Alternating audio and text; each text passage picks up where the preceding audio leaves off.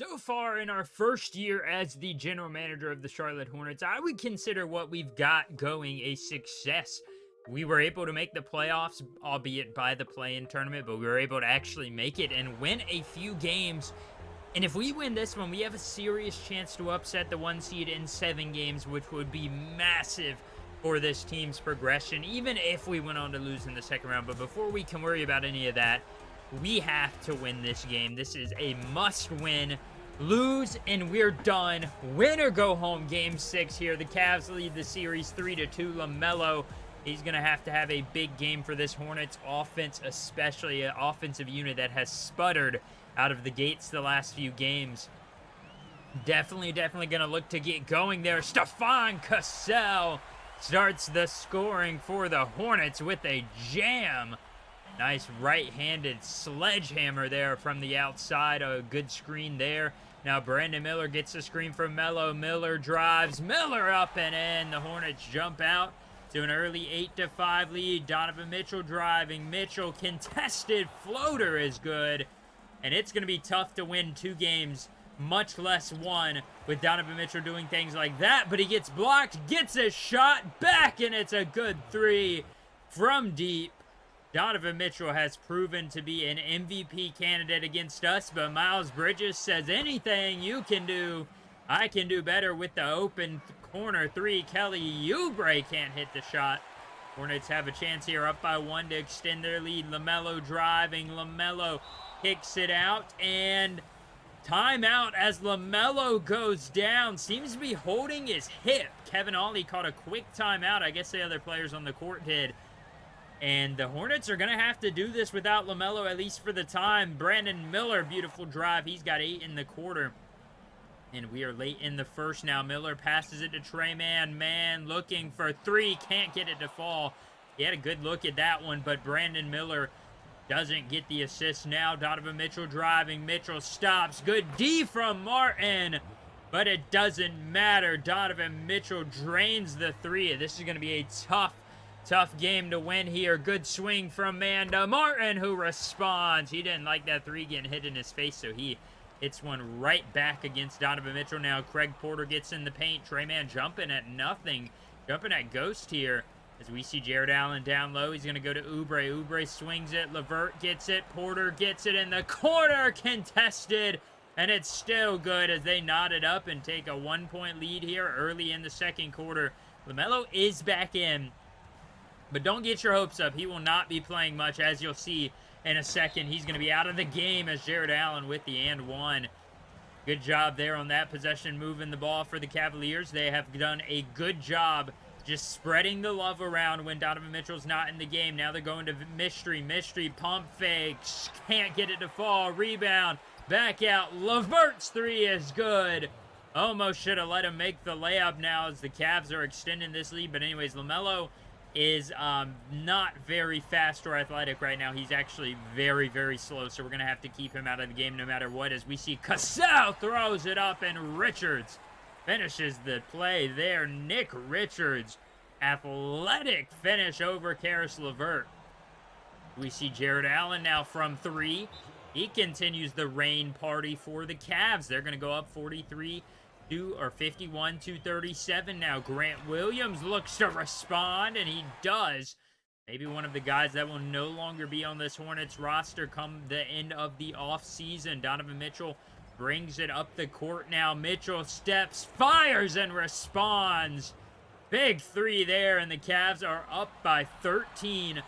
Beginning the third quarter as we see Miles Bridges miss the mid-range, or the deep 3 there. Good job by Karis LeVert or Isaac Okoro to get the contest now. Garland dribbling, gets it tipped away. Good job by Nick Smith, who finds a man wide open. Josh Allen. Jared Allen finds Garland wide open. Now Mobley in the corner.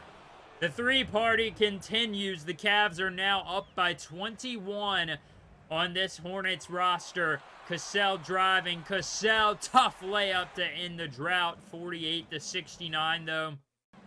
Still down by 21. Nick Smith Jr., beautiful crossover, kicks it down to Mark Williams, puts it in. A good job there. Now only 19 Got to get a couple of stops here if you want to etch away at this lead here. Donovan Mitchell drives. Mitchell kicks it. Garland left open. He's not missing that one. 22-point lead for the Cavs. Now Mitchell in transition. Couldn't get it to fall now late in this third quarter. Cody Martin up the court. He's going to drive. Settling it down. Martin's going to go to Miller. Need to run some offensive sections. Miller dumps it down to Williams. Williams pumps. Puts it in. Mark Williams slams it on Kelly Oubre, one of the more athletic guys on the Cavs roster, but this team is still struggling. Miller couldn't even get open. Good contest by Mobley. And just like that, the Cavs up 79-52. Oubre doesn't even think about it and hits the three in transition as they have blown this game wide open. The loss of LaMelo, and the Cavs are leading by 30 since LaMelo went down. Brandon Miller kicks it out to Mark Williams. Williams gives it to man at the last second. Tough layup there. You've got to be proud of this Cavaliers defense because you're not going to be able to come back if it takes you 23.9 seconds of the shot clock to score. Mitchell gets by man and throws it down. 33-point game. Make it a 35-point game. Brandon Miller drives. Miller slams it. 18 for the second-year vet. And the Hornets trying to make a miracle here, but Karis LeVert pretty much ensures that they are not going to be able to come back. 103-68 here for the Cavs. Hornets just haven't had a defensive answer. Now their best luck, get that man going. Miles Bridges has had the hot hand from three in these playoffs so far. 103-71, 5.5 remains. Kyle Boswell, the rookie, drives, kicks it to Bridges. Bridges, mismatch on Porter. He's going to dump it back out to Trey Mann from three. Trey Mann responds now, 79-107. Hornets have to hurry up. Bridges kicks it to Miller. Had a chance there for a second now. Brandon Miller, though, nice swing pass. Miles Bridges relocating to the corner. Hitting the three again, 110-82. The Hornets making some leeway, but you've got to think too little, too late as Miles Bridges hits another three. And just like that, we're going to see him pump fake. He could have pulled that one under 2 minutes now, 112-85. Bridges gets it back outside. He's going to drive on Craig Porter. Nice mismatch for him. Bridges swings it. Boswell around the perimeter to Trey Mann, who hits the three. Big comeback here for the Hornets, but it's going to be too little, too late if they do not add like 9 minutes onto the clock. 112-88 now. Brandon Miller guarding LeVert. LeVert drives. LeVert slams.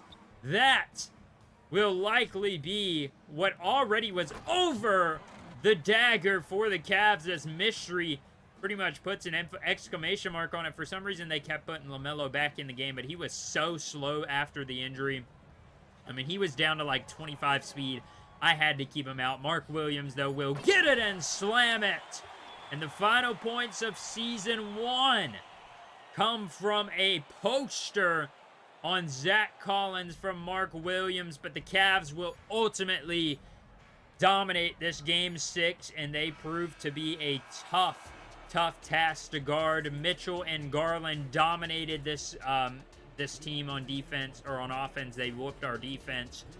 We are gonna have to make some type of adjustments on defense this offseason. I need somebody that can come in and play some lockdown defense. Not that Brandon Miller's bad, not that LaMelo's bad, but we just don't have that elite guy at the point guard or the small forward position that we need. Stephon Castell's pretty doggone good on defense, so I'm pretty happy with him there. LaMelo only got up 4 shots. Can't really blame this loss on him. Donovan Mitchell had a good game, 23, 3, and 4. Jarrett Allen had a good game as well. Unfortunately, at the end of the day, it just wasn't meant to be. The Cavs take us down in 6. They will advance now into the second round, so the 1 seed moves on. But we've still got some exciting matchups around the league. The battle for Florida, essentially, is still going on. 7 games there. They're tied up 3-all. We did see the Raptors upset the Knicks, so the 6 seed takes down the 3 seed in 7 games. Jalen Brunson did everything he could, but Emmanuel Quickley was too much. That guy has been dominant in the playoffs so far. averaging 21 points per game while shooting pretty doggone well from the field, 47% and 52% from three. Crazy. Cody Williams, also another rookie, the second overall pick, had a really good series with them. And Lauri Markkanen playing well for the Raptors after getting traded over from Utah. Nikola Vucevic having a solid playoff showing. Scotty Barnes, maybe not so much good in the playoffs for him. But that is an interesting one to look out for. Can the Raptors make a deep run? They've got a good roster. And I wouldn't be shocked if they were able to make a run there as we see everybody who advances. We're looking in the second round now. We've got the Thunder versus the Grizzlies, Mavericks versus Houston. So the battle for Texas there. And the Magic ended up winning in Game 7 by 16. Paolo Banchero, mini LeBron, drops 31 points, 10 rebounds, 4 assists, and 3 blocks. Good job there by Paolo Banchero. Jalen Suggs had a good game as well as far as the Heat go. Let's see who performed well for them. Terry Rozier came out to play. Everybody else, pretty bad. Jimmy Butler, only 13 points. Bam Adebayo, only 12 points. Tyler Hero, did he even play? Tyler Hero must be injured. But let's see where everything goes from here. The Magic are going to be eliminated. The Cavaliers, after a 6-game series in the first round, so we actually played them better than the Magic did, technically. I know that's not always how it works, but they beat the Magic in 5. The Pacers upset the Raptors, so the team that we lost to in the first round of the play-in tournament does it again. Back-to-back years, they have upset their first-round matchup and the 2 seed. Moved on to the second round and beat up on another team. This time around, it wasn't New York. That would have been fun to get the mismatch or rematch there. But this time around, it was the Raptors who got that short end of the stick there. So we're going to be looking at the Mavericks and the Grizzlies on the Western Conference and the Cavs and Pacers in the Eastern Conference. Let's go ahead and see who can win. It looks like both of the higher seeds did. Luka averaging 37. Donovan Mitchell averaging 35 there as the Cavs win in 4 or win in 5. And hey, Grizzlies take them to 7 games. You've got to respect the grit there. 130 to 125. Big game big season, bounce back season, I should say, from Ja Morant, who had 52 in the elimination game. Desmond Bane had 23. They just didn't have anybody else really contribute. If they had just had one more score above 10 points, they probably win that game, but unfortunately for them, Santi Aldama went 0 of 5. Marcus Smart was 2 of 7. Typical Marcus Smart performance in the playoffs. But let's go ahead and see who takes home the trophy here in year 1, or the playoffs of year 1, I guess we should say, because technically playoffs, we did have a playoff simulation last year, but that was before the series technically started. Mavericks are going to lose game 1. Luka drops 30. Garland drops 31, and the Mavericks are down 1-0. The Cavs can't go up 2-0. The Mavs dominate. Kyrie had 46. Luka had 29. Gafford had a double-double. Looks like the Mavericks I was gonna say look like they may take this one over, but Garland and Mitchell combined for 62 again.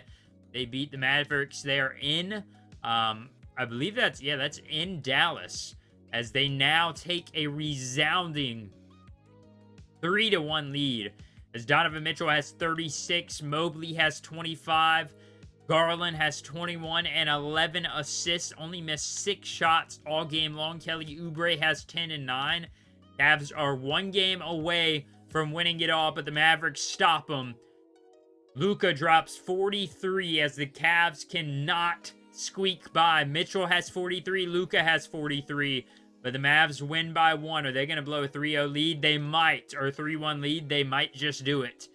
The Mavericks win by 7, or win by 8 in Game 6. Garland had 31. Mitchell's not doing as great. I mean, well, he had 43 last game, so I can't say that really. Luka had 40. Irving had 33.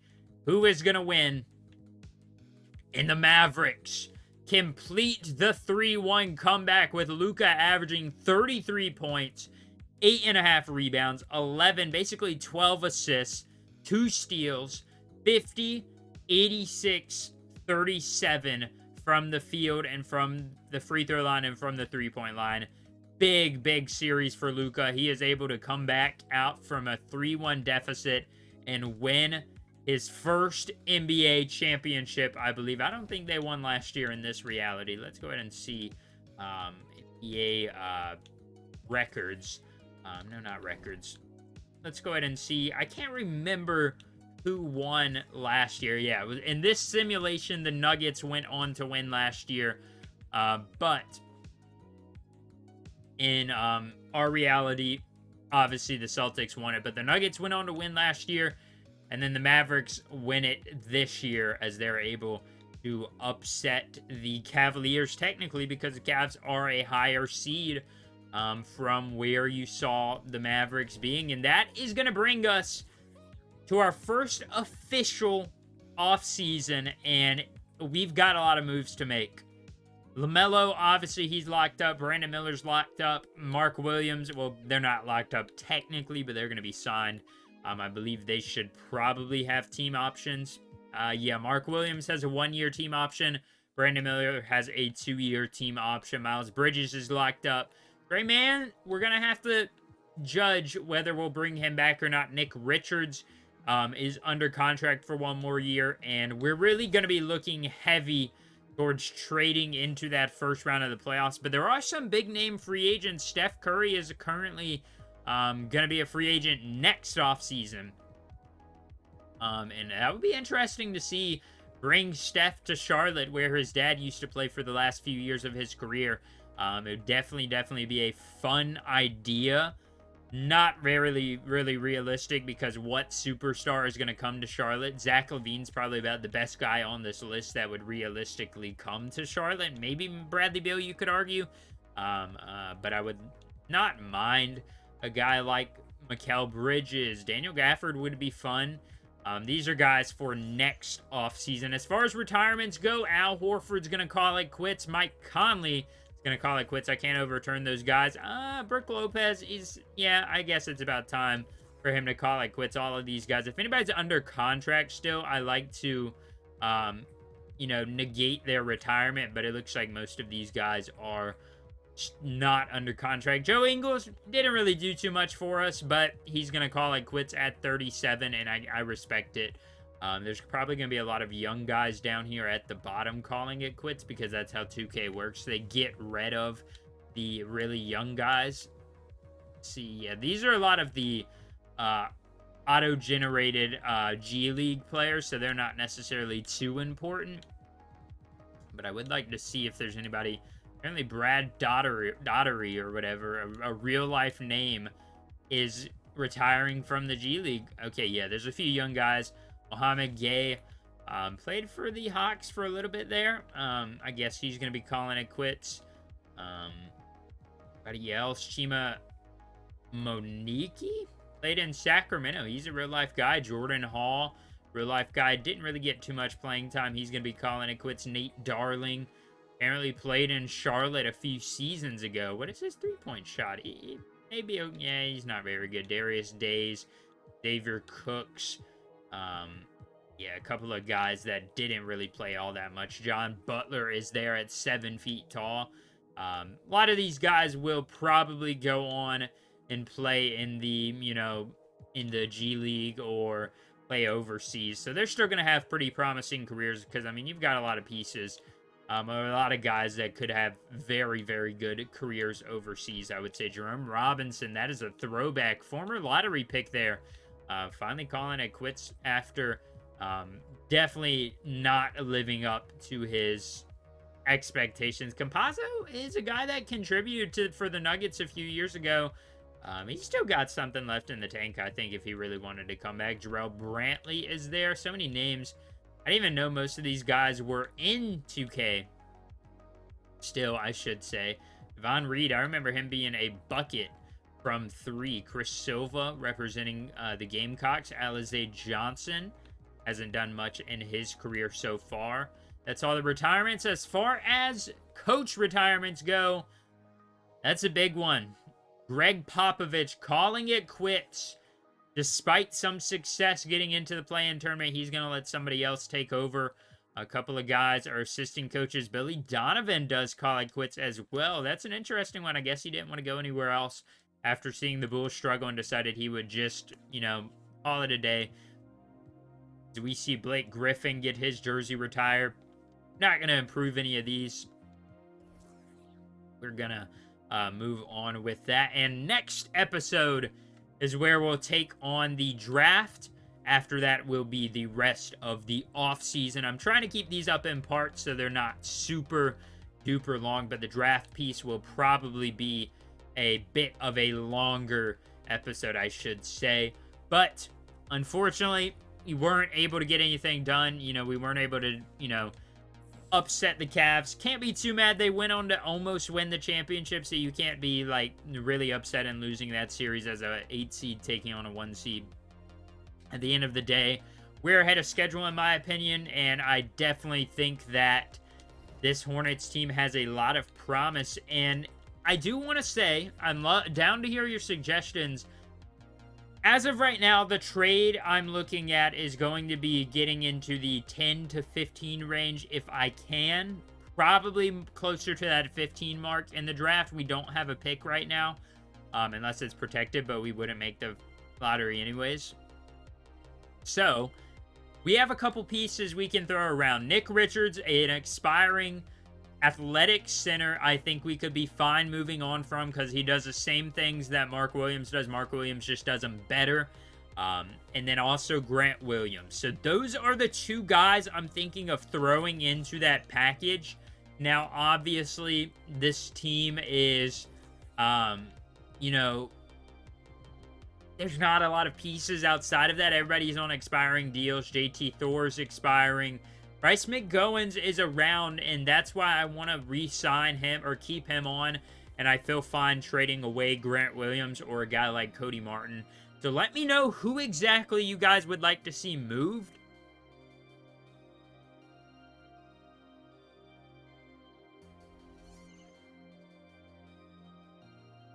Anyways, so welcome. But that's going to be it for this episode. So next episode, you guys, despite the loss, get to look forward to the draft and the free agency period that comes along with the offseason. As always, I hope you all did enjoy this one. Thank you all for watching again. Catch you all next time.